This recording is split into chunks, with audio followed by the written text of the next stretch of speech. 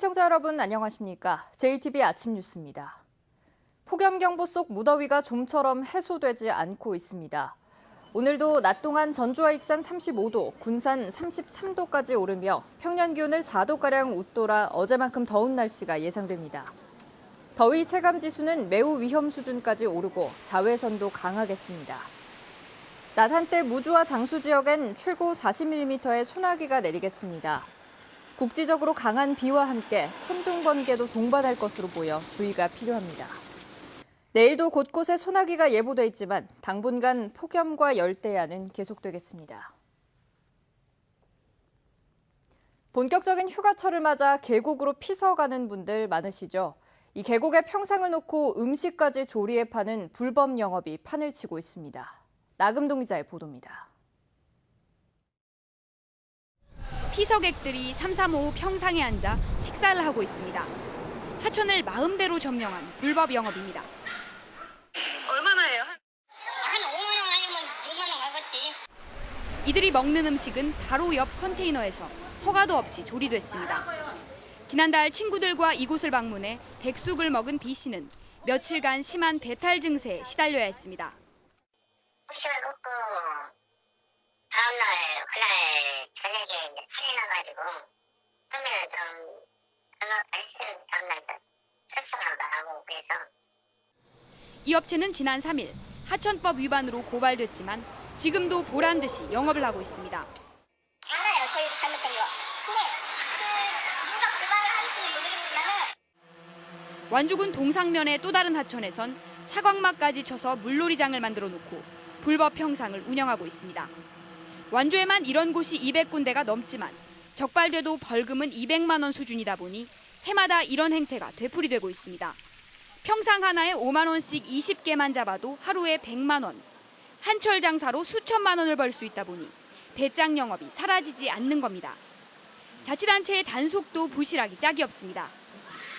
완주군은 올여름 200여 군데 가운데 12곳만 불법 하천 점용으로 고발했을 뿐 무허가 음식 조리는 한 건도 적발하지 않았습니다. 우리가 갔었을 당시에는 일반 음식점 그 조리 행위를 하지는 않았지만 그래도 조리 행위한 흔적이 있어서 하지 말라고 계도는 하고 왔습니다. 배짱 영업에 부실한 단속까지 더해지면서 계곡이 몸살을 앓고 있습니다. JTB 뉴스 나금동입니다.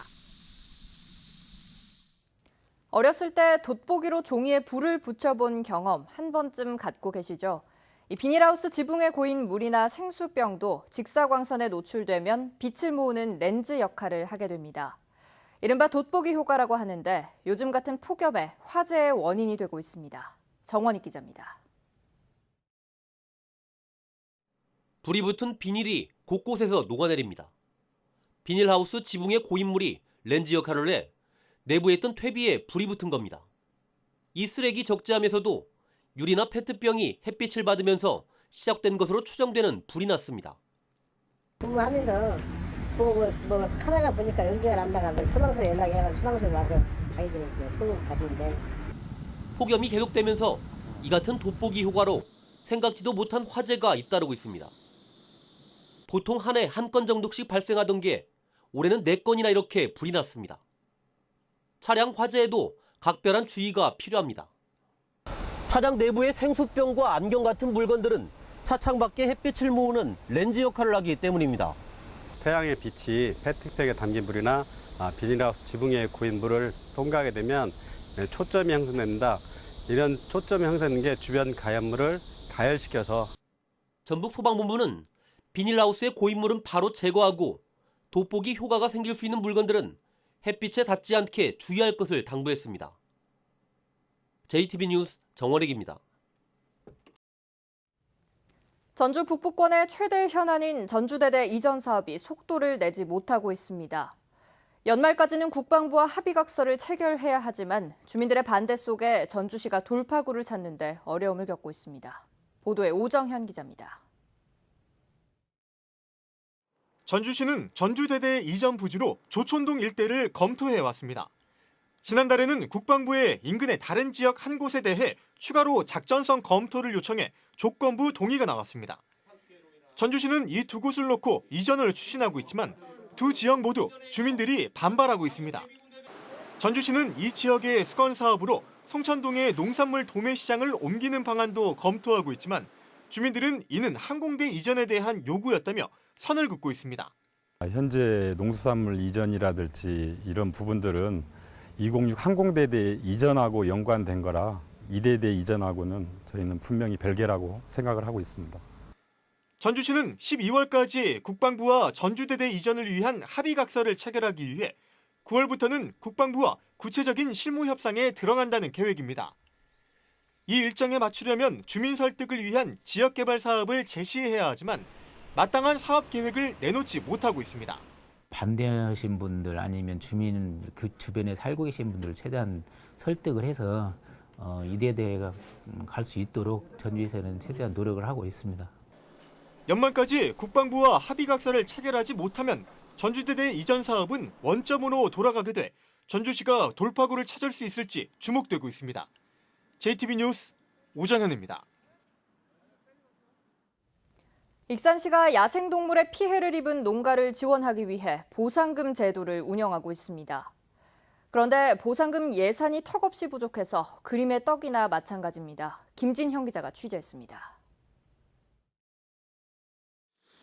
수확을 앞둔 한 옥수수 밭입니다. 옥수수가 쓰러진 자리엔 멧돼지 발자국이 어지럽게 찍혀 있습니다. 주변엔 멧돼지가 먹다만 옥수수가 널려 있습니다. 농가는 지난달부터 출몰한 멧돼지 때문에 수확을 절반가량 포기해야 할 형편입니다. 멧돼지들은 수확철에 와요. 수확철에. 고구마가 달리거나 옥수수가 이제 수확을 할 그 철에 와서 딸 것이 없이 그냥 싹 문지르고 다녀버립니다. 올 들어 지난달까지 익산에 56농가가 야생동물 피해를 신고했습니다. 하지만 올해 피해 보상금 예산은 400만 원밖에 되지 않아 세 농가에만 지급되고 모두 바닥났습니다. 예산이 2천만 원인 야생동물 포획 보상금도 사정이 비싸합니다. 포획 보상금도 지난 4월에 모두 소진돼 포획단 활동이 활발하지 않은 상황입니다. 야생동물을 제때 퇴치하지 못하면 농작물 피해는 더욱 늘어날 수밖에 없습니다. 농번기에 56건이 발생을 했습니다. 내년도에는 본 예산에 그 보상금을 대폭 증액하고 농번기 농작물 피해 예방에 최선을 다하도록 하겠습니다. 야생동물 보상금 정책이 기본적인 수요조차 예측하지 못해 정작 필요한 상황에서 재구실을 못하고 있습니다. JTB 뉴스 김진영입니다.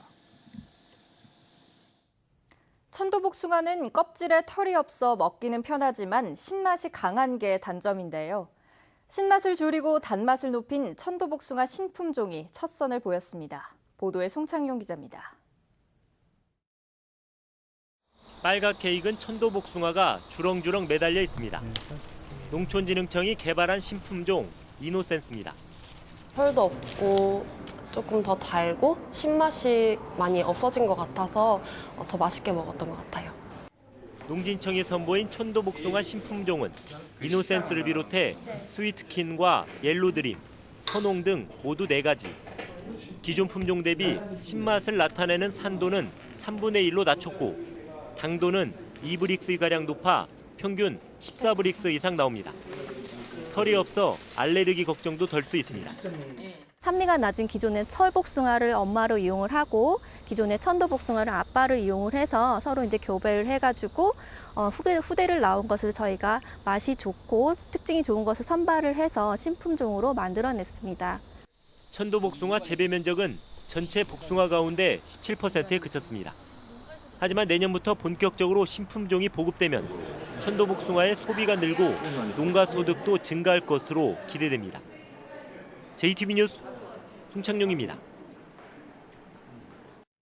순창군이 다용도 보조 경기장을 조성해 스포츠 마케팅에 활용하기로 했습니다. 남원시가 도심 주차난을 해소하기 위해 공영 주차장 확충에 나섭니다. 주혜인 기자입니다. 순창군이 오는 2019년까지 69억 원을 투자해서 다용도 보조 경기장을 조성합니다. 경기장이 조성되면 축구, 야구 등 많은 인원이 참가하는 전국대회 유치가 가능해질 것으로 순창군은 기대하고 있습니다. 야구, 축구 등 순창의 스포츠 마케팅 종목을 다양화시키고 사계절 전지훈련 유치를 이끌 수 있는 사업이 될 것으로 기대하고 있습니다. 폭염으로 인한 농작물과 가축 피해를 줄이기 위해 익산시가 힘을 쏟고 있습니다. 익산시는 축사에 환풍기와 제빙기를 지원하고 천수답에 급수차 36대를 동원하고 있습니다. 남원시가 주차난이 심각한 도심에 공영주차장을 잇따라 조성하기로 했습니다. 지난 6월 지은 쌍교동 주차장 이외에도 올해 말까지 동충동, 인월면 등 4곳에 130면의 주차장을 추가 조성합니다. 앞으로도 주차장 조성이 필요한 지역을 찾아 주차난과 불법 주정차 문제를 적극 해소해 나가겠습니다. 자살을 예방하고 생명 존중 문화를 실천하기 위한 기념행사가 김제시청에서 열렸습니다. 김제시는 농약 음독에 따른 충동적인 자살 시도를 막기 위해 올해 금구면 충령마을 등 37개 마을에 1,100여 개 농약 안전보관함을 설치했다고 밝혔습니다. JTB 뉴스 주혜인입니다. 삼성이 미래 성장 기반을 구축하기 위해 앞으로 3년 동안 모두 180조 원을 투자하고 4만 명을 직접 채용하겠다고 밝혔습니다. 또 AI 인공지능과 차세대 통신 기술을 의미하는 5G, 그리고 바이오와 자동차 전기자치 부품 등 4가지를 미래 성장 사업으로 육성하겠다는 계획도 내놨습니다. 전랍도는 세부 내용이 공개되지 않아 전북과의 연관성을 확인할 수는 없지만 미래 산업의 대규모 투자와 4만 명의 채용, 중소벤처 지원 계획이 대거 포함된 만큼 주무부처와 협의해 전북 투자를 이끌어내겠다고 밝혔습니다.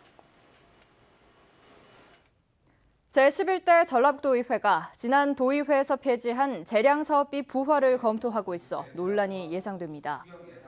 전랍도의회 송성환 의장은 의회 내에서는 지역 수건 사업을 위해 재량사업비가 필요하다는 의견도 적지 않아 이에 대한 의견을 수렴하고 있다고 밝혀 실제로 내년도 예산에 반영할 가능성이 제기되고 있습니다. 하지만 지난 10대 도의회에서 재량사업비 문제로 도의원들이 기소되는 등 많은 부작용이 나왔고 시민사회 단체도 여전히 반대 입장이어서 향후 진행 상황이 주목됩니다. 제1여객 노동조합이 20일 넘게 이어지고 있는 버스 부분 파업을 지속하기로 결정했습니다. 제1여객 노조는 어제 오후 열린 조합원 간담회에서 회사 측이 체불임금 14억 원 전액을 즉시 지급하지 않는 한 부분 파업을 중단할 수 없다고 밝혔습니다.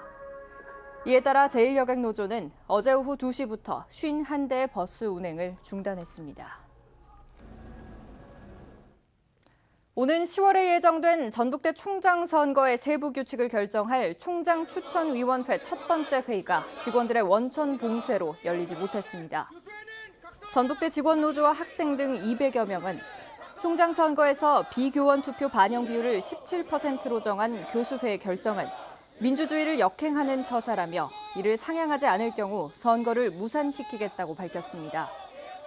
전북대 총장 선거는 오는 10월 11일로 날짜만 정해졌을 뿐 시행규칙이 아직 마련되지 않아 교수와 직원 간 입장차가 좁혀지지 않을 경우 파행이 불가피해 보입니다. 일제강점기 수탈의 역사와 산업화 과정을 살펴볼 수 있는 군산 내항 일대가 등록문화재로 지정됐습니다.